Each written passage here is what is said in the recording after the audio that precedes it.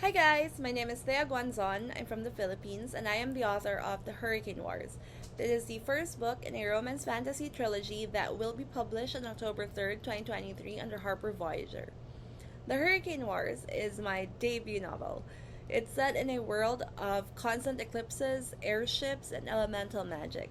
In terms of the various cultures and folklores and flora and fauna and cuisine and fashion that we encounter, it's patterned after Southeast Asia, where I was born, where I grew up, and where I still very proudly live. The story focuses on two people who are on opposite sides of a brutal war that's been tearing their homeland apart for years.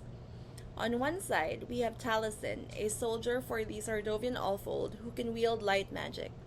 And on the other side, we have Alaric, the prince of the Night Empire, who can summon shadows to do his bidding. From the very moment that they meet in battle, Taliesin and Alaric despise each other and they will stop at nothing to kill each other because each of them stands for what the other one hates and they both firmly believe that they're in the right. Just like the greater war going on all around them, it seems to be a conflict with no resolution in sight. But eventually, they are swept together by fate and they learn that they have to work hand in hand, almost literally, to stop a greater threat that could end the world as they know it. And with this working together, with this forced proximity, they come to understand each other on a deeper level and they begin to feel things that no one should be feeling for a sworn foe. So, what inspired me to write this book? I've always been a deeply passionate fan of the enemies to lovers trope, and this is me sharing my own take on that. I think that there's something so intriguing about how light clashes with dark, and how opposites attract, and how loathing and desire can be two sides of the same coin. Because if you think about it, they're both just different kinds of passion in the end. This is a very messy and chaotic dynamic that really captures my interest as a consumer of media, and it also compels me as a writer because it challenges me to do my best to map it out in an organic fashion. The weapons of mass destruction in this story are based on storm magic, which speaks to me as someone who lives in the Pacific Ring of Fire, where we get a lot of earthquakes, volcanic eruptions, and these massive, highly destructive typhoons that often leave us with no option but to endure and to help one another rebuild in the aftermath.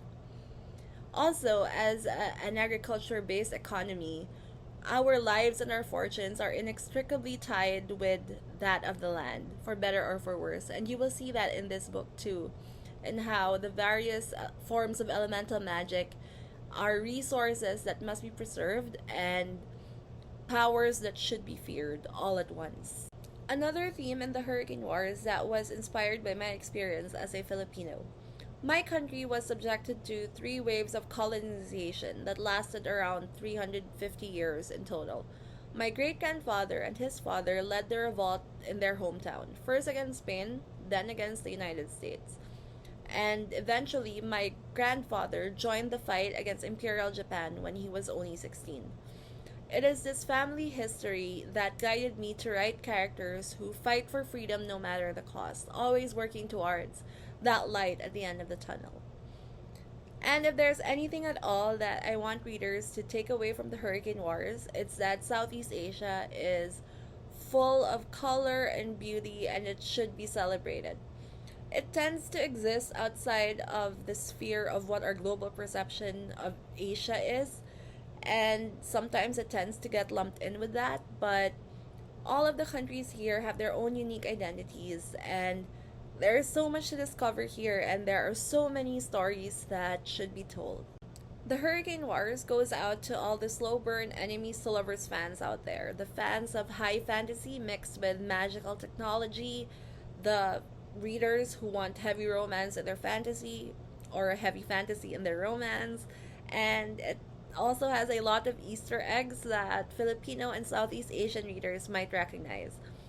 It's also for readers who enjoy morally gray, brooding love interests and feral heroines who can square up to anyone at any time. I hope that you will all find something that you like in these pages. And happy reading!